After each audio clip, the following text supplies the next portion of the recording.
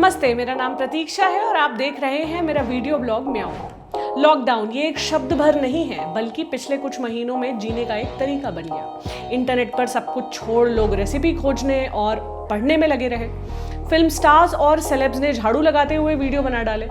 हमने एक दूसरे को बताया कि कुछ नया करो, और फिर सोशल मीडिया पर हर दूसरी तस्वीर गोलगप्पे, जलेबी, बिरयानी या ऐसी चीज़ों की होती जिन्हें शौकिया बनाया जा रहा था।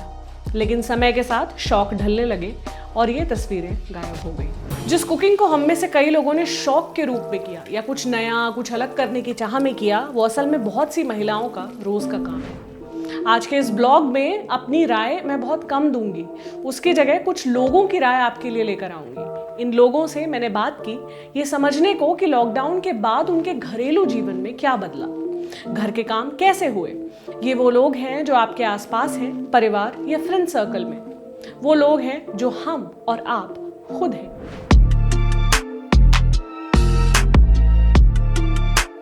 शुरुआत निहारिका से।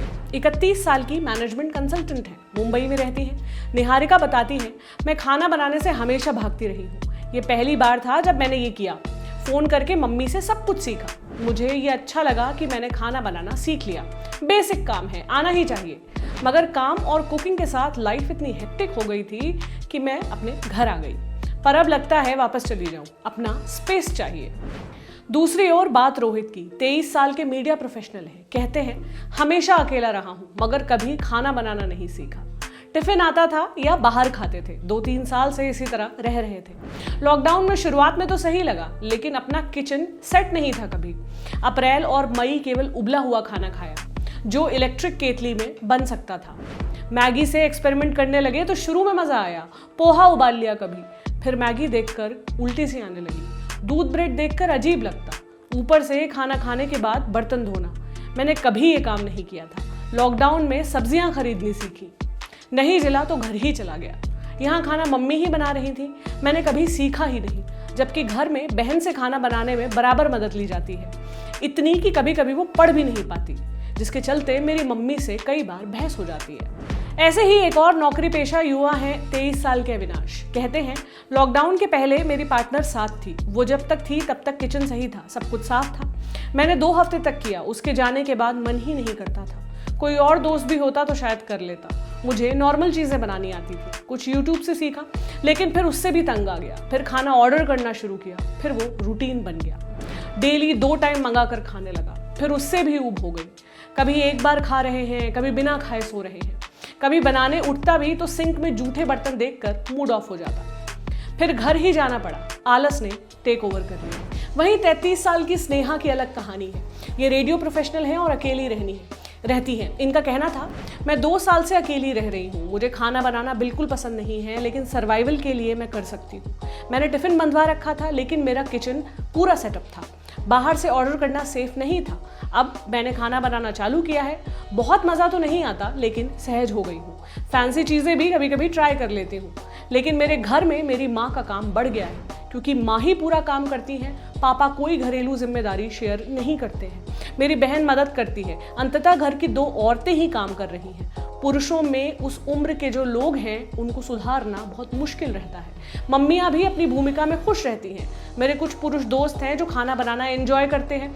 एक ने तो अपनी मेड को बुला रखा है, वो लगातार आती रहती है। कुछ लड़के ऐसे हैं कि रिस्क ले लेंगे, मगर कुकिंग नहीं सीखेंगे। ये 4 प्रोफेशनल्स थे, अलग अलग उम्र के, अकेले रहते हुए। ये शायद संयोग हो कि दोनों लड़के काम करने में उकता गए, मगर लड़कियां सहज होने लगी। या महज उम्र का फेर हो, क्योंकि 4 लोगों से बात कर मैं कोई जजमेंट नहीं दे सकती। मगर जब हम अपने घरों की तरफ बढ़ेंगे तो ये फर्क साफ साफ देख पाएंगे। सुनीता एक 55 साल की होम मेकर है। कहती है, लॉकडाउन में कुछ नहीं बदला। कुछ समय बाद बेटा बहू भी घर आ गए। दोनों वर्क फ्रॉम होम करते हैं, बहुत मेहनत करते हैं। वो उन दोनों से अपेक्षा नहीं रखती कि वो किसी काम में हाथ बटाएं। खाना तो मैं पहले भी बनाती थी, लेकिन अब ज्यादा बनाना पड़ रहा है। बच्चों के आने से लगता है कुछ नया बनाएं। काम तो बढ़ गया है, लेकिन मन खुश है क्योंकि अकेलापन नहीं है। हस्बैंड ने भी कुछ काम किए जो पहले नहीं करते थे, जैसे मोटर चलाकर पानी भरना या गमलों में पानी देना, लेकिन इसे मदद ना समझा जाए। बात सीधी है, जब आदमी के पास कोई काम नहीं है, उसका मन उबेगा तो कुछ तो करेगा। वो इसलिए काम नहीं कर रहा है कि पत्नी को करना पड़ रहा है। जब उनको शौक चढ़ता है तब पकवान भी बनाते हैं। लेकिन आदमी इस वक्त भी अपनी मर्जी का मालिक है। मेरी उम्र की या मेरे जानने वाली सभी महिलाओं का यही हाल है। वहीं युवा कपल्स में अलग ही माजरा है। 28 साल की सुनैना की कुछ महीने पहले ही शादी हुई है। वो कहती हैं, हम दोनों ही टीचर हैं, तो बस उसी हिसाब से काम बटा हुआ है, लेकिन सब कुछ स्मूथ है।